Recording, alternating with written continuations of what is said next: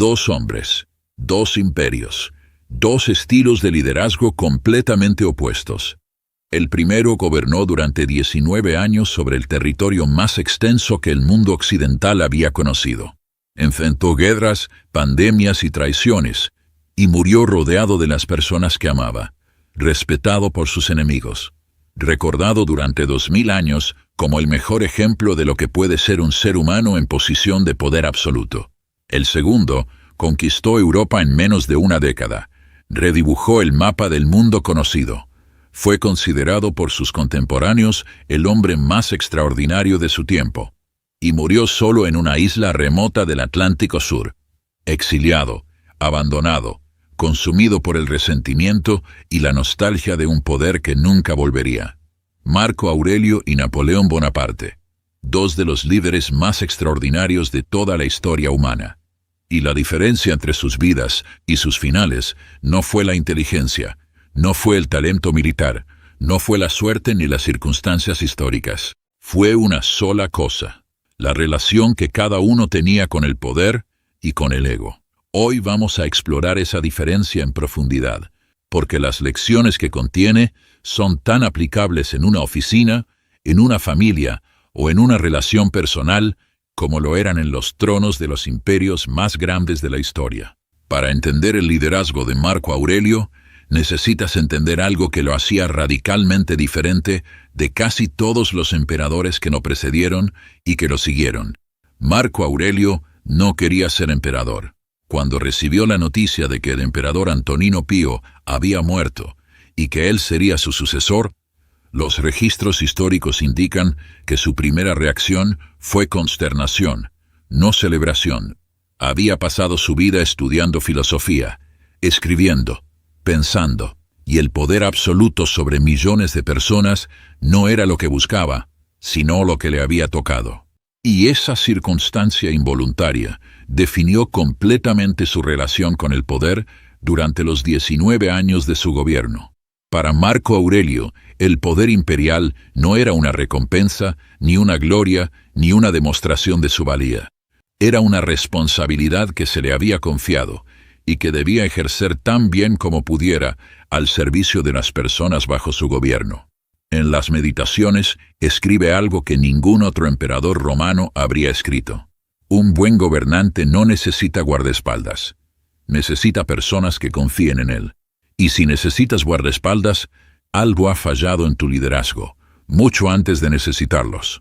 Esta frase revela una comprensión del poder que es completamente opuesta a la que guiaba a la mayoría de los líderes de su época, y de todas las épocas. El poder real no se sostiene por la fuerza, ni por el miedo, sino por la confianza genuina que se gana a través del carácter y del servicio. Napoleón Bonaparte llegó al poder desde el extremo opuesto. Nació en el seno de una familia de la pequeña nobleza corsa. Sin los recursos ni las conexiones que normalmente abrían las puertas del poder en la Europa de su tiempo. Lo que tenía era una inteligencia excepcional, una ambición sin límites y una capacidad estratégica que sus contemporáneos reconocían como casi sobrehumana. Su ascenso fue meteórico y completamente basado en el mérito en un momento histórico, la Revolución Francesa, en que el mérito por primera vez podía superar al linaje. Pero el problema con Napoleón no era su talento ni su ambición. Era que desde muy temprano en su carrera, el poder se convirtió para él no en un medio, sino en un fin. No en una herramienta al servicio de algo más grande, sino en la medida misma de su valor como ser humano. Cuando Napoleón ganaba, era él. Cuando Napoleón perdía, también era él. Su identidad estaba tan completamente fusionada con su posición de poder que cualquier amenaza al poder era experimentada como una amenaza existencial a su propia persona. Y esa fusión entre identidad y poder es exactamente lo que los estoicos identificaban como la raíz de todos los problemas que el poder puede causar en quien lo ejerce. Las diferencias específicas en el estilo de liderazgo de los dos hombres son reveladoras. Marco Aurelio buscaba activamente el consejo de personas que pudieran contradecirlo y cambiar de posición cuando encontraba argumentos mejores que los suyos. Era conocido por sus generales y consejeros como alguien genuinamente interesado en la verdad de las situaciones, más que en confirmar sus propias opiniones. Napoleón, en cambio, desarrolló progresivamente una intolerancia hacia la contradicción que fue agravándose con cada año de poder. Sus mariscales aprendieron que la mejor manera de mantener su posición era estar de acuerdo con él, y esa dinámica le privó gradualmente de la información honesta que habría necesitado para tomar mejores decisiones, especialmente en los años finales de su poder, cuando las campañas se volvieron cada vez más arriesgadas y cada vez menos conectadas con la realidad estratégica. Marco Aurelio mantenía una austeridad personal que contrastaba llamativamente con el lujo disponible para un emperador romano. Dormía en camas simples durante las campañas, cuando podría haber ordenado comodidades extraordinarias. Comía con sus soldados cuando podría haber cenado en banquetes elaborados. Vestía sin el exceso ostentoso que caracterizaba a muchos de sus predecesores. No lo hacía por ascetismo, sino porque entendía que el líder que vive diferente de los que lidera pierde gradualmente la capacidad de entender lo que viven. Napoleón, en cambio, construyó alrededor de sí mismo un aparato de gloria creciente, coronaciones elaboradas, palacios espectaculares, una corte diseñada para magnificar su imagen, todo lo cual alimentaba un ego que con cada año necesitaba más confirmación externa para mantenerse. Pero la diferencia más profunda entre los dos hombres era su relación con el fracaso. Marco Aurelio perdió batallas, tomó decisiones equivocadas, tuvo momentos de debilidad que él mismo documenta con una honestidad brutal en las Meditaciones. Y cada vez que fallaba, su respuesta era la misma: reconocer el error con claridad, entender que había fallado, extraer la lección y continuar. No hay registro de que Marco Aurelio culpara a otros de sus propios errores, ni de que reescribiera la historia para proteger su imagen.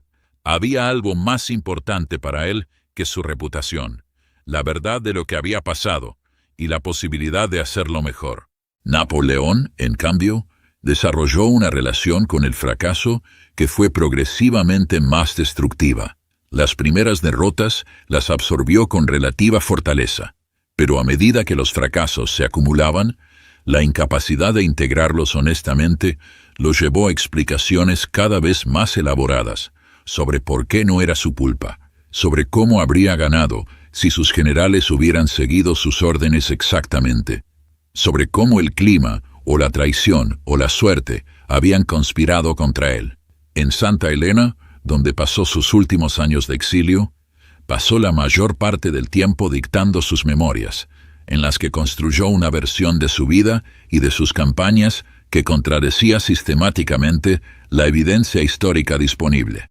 No porque fuera deshonesto deliberadamente, sino porque un ego que se ha identificado completamente con el éxito simplemente no puede procesar el fracaso, sin que esa identidad se derrumbe. El final de cada hombre es la conclusión más elocuente de sus respectivos estilos de liderazgo.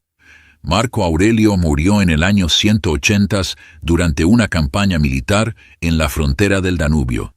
Estaba enfermo, como había estado muchas veces durante su vida. Sus últimas palabras documentadas, según las fuentes históricas, fueron dirigidas a su médico cuando éste expresó su tristeza. «Ve al sol naciente. Yo ya me pongo». No hay registro de miedo, de resentimiento, de nostalgia por el poder que dejaba. Había vivido exactamente como había elegido vivir, y moría de la misma manera. Napoleón murió en 1821, en la isla de Santa Elena, a los 51 años, consumido por lo que se cree fue cáncer de estómago. Sus últimas palabras documentadas incluyen el nombre de su hijo, el nombre de Josefina, su primera esposa, y la palabra Francia. Murió como había vivido en sus últimos años, mirando hacia atrás, hacia lo que había tenido y perdido, incapaz de encontrar paz en lo que era en lugar de en lo que había sido.